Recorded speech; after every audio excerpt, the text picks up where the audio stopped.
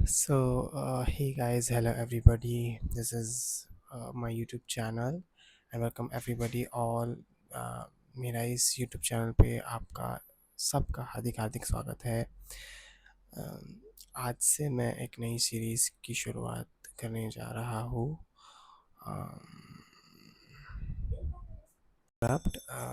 तो जैसे कि मैंने टाइटल के साथ आप समझ चुके होंगे, I am going to start a very new series. Although मैं आपको एक चीज़ क्लैरिटी से देना चाहूँगा कि मैं राइटर नहीं हूँ, मैं कोई स्क्रिप्ट राइटर नहीं हूँ, but I love making stories.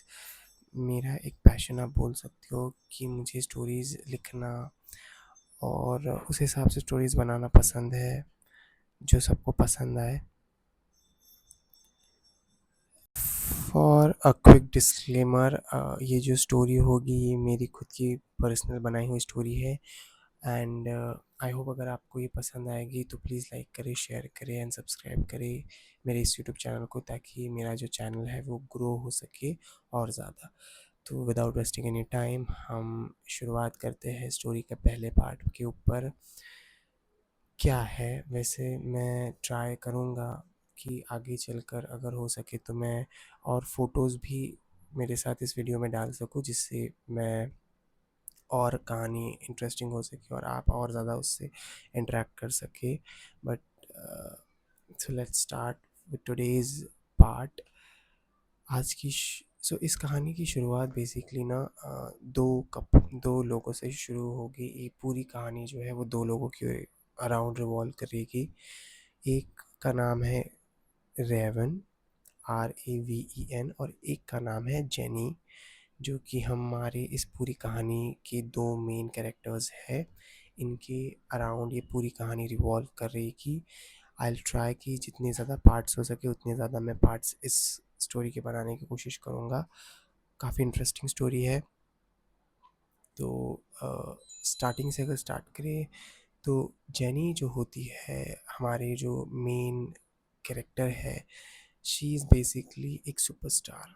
वो इंडिया की सबसे बड़ी सुपरस्टार है।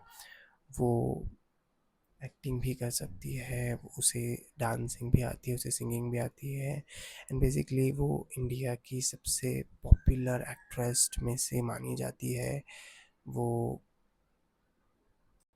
और जेनी इस हद तक पहुंच चुकी थी कि आज के दौर में उसके टक्कर में कोई दूसरी एक्ट्रेस नहीं थी। ऑल्दो इंडस्ट्री में दूसरी भी एक्ट्रेसेस थे, बट उतनी ज़्यादा जेनी की वो बराबरी नहीं कर सकते थे।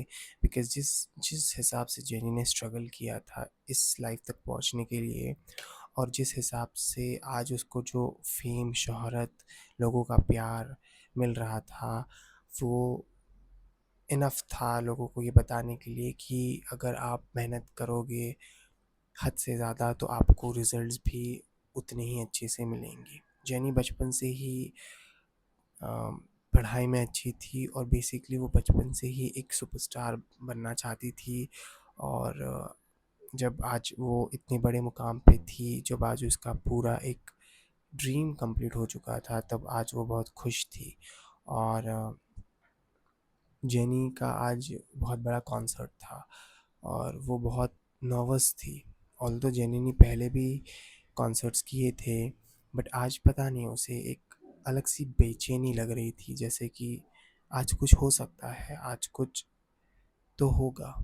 उसने ये चीज़ अपने मैनेजर को भी बताई, उसने ये चीज़ एक दो लोगों को भी बताई जो उसके बहुत क्लोज थे, बट सबने यही कहकर टाल दिया कि ये बस तुम्हारा वहम है, कुछ नहीं होगा। बस तुम जाओ, परफॉर्म करो और सब ठीक हो जाएगा। तुम्हारे फैंस तुम्हारे साथ है, तुम्हें प्यार करते हैं, सब ठीक हो जाएगा। इतना बोल के जेनी को सबने दिलासा दिया, बट जेनी का मन अभी भी किसी चीज़ में उलझा हुआ था। उसे ऐसा लग रहा था कि कुछ तो ऐसा है जो शायद ठीक नहीं हो सकता है आज। बट उसने फिर वही सोचा कि आज अगर कोई उसकी बात नहीं सुन रहा है तो मे बी शायद हो सकता है कि उसे वो चीज़ महसूस हो रही हो या वे वही वहम हो। तो ये हुआ था। कहानी की शुरुआत में हमें दिखाया सबसे पहले दिखाया जाता है कि एक सुनसान सा एक तो कहानी की शुरुआत में सबसे पहले हमें एक सुनसान सा घर दिखाया जाता है। एक सुनसान सोसाइटी है। सब कुछ पूरी जगह पर सन्नाटा है, अंधेरा है। एक पूरी सोसाइटी जो कि कंप्लीटली क्या बोल सकते हैं, खाली कर दी गई है। पूरे घर खाली है। टोटल सोसाइटी में 10-15 घर होंगे। सभी के सभी घर खाली हो चुके थे। और उस सोसाइटी में बीच में एक बहुत बड़ा आलीशान बंगला था। गजब की बात, सरप्राइजिंग की बात ये थी कि उस कमरे की लाइट्स ऑन थी।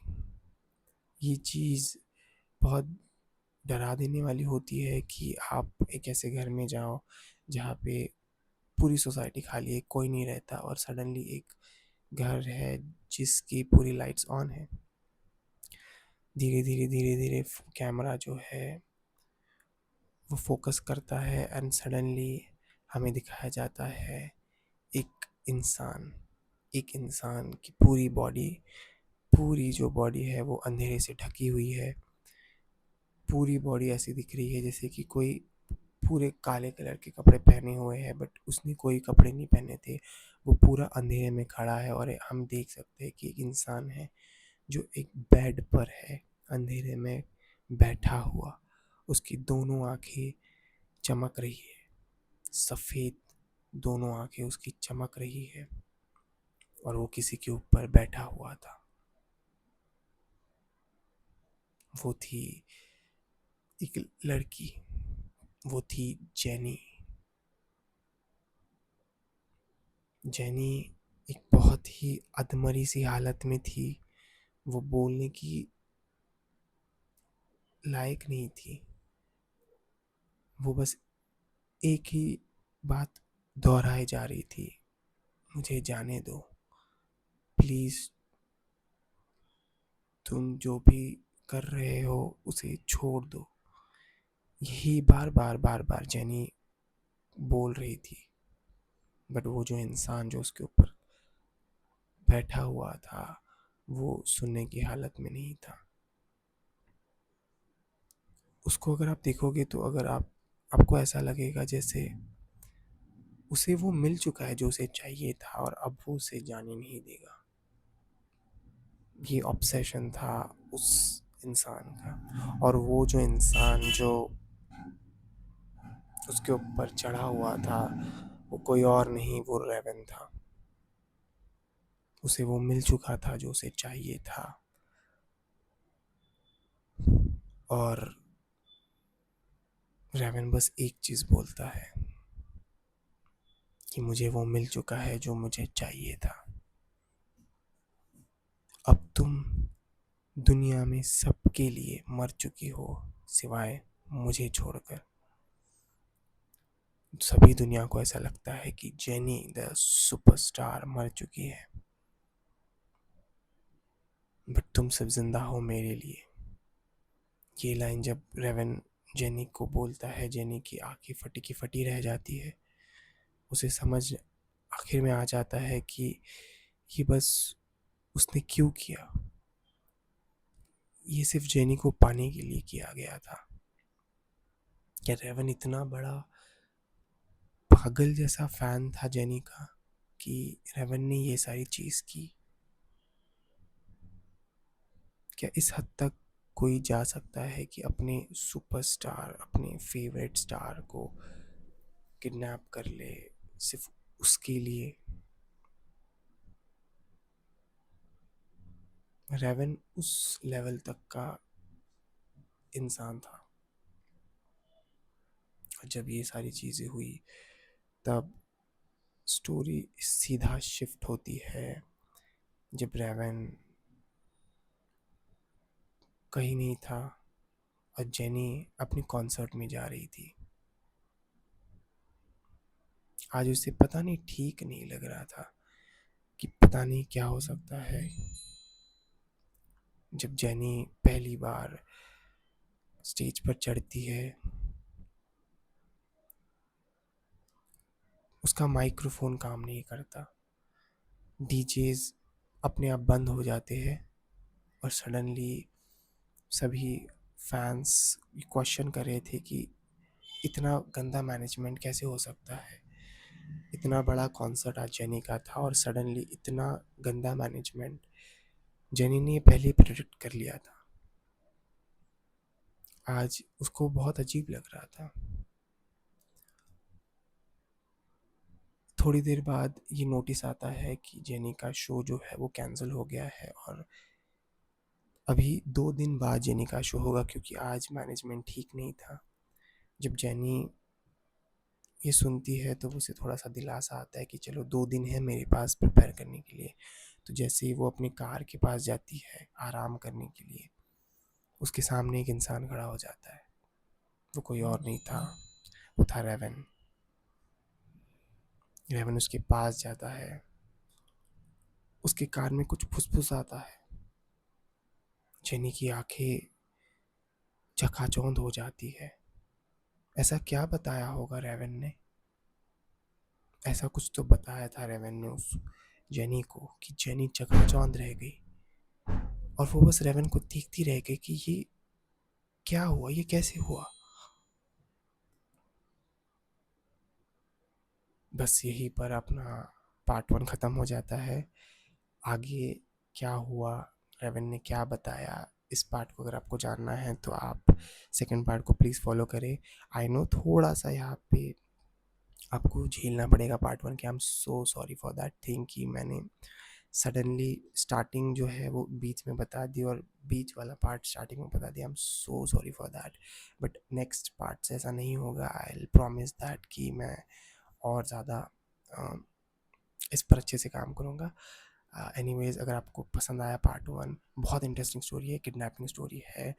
अगर आपको अच्छा लगा और भी स्टोरी इंटरेस्टिंग होगी तो please please please please please इस चैनल को फॉलो करें, मुझे सब्सक्राइब करें, इस स्टोरी को फॉलो करें, आपको बहुत बढ़िया मज़ा आएगा।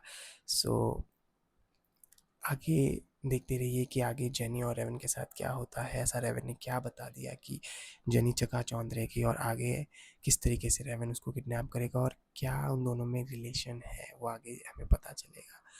तब तक के लिए बाय और खुश रहिए।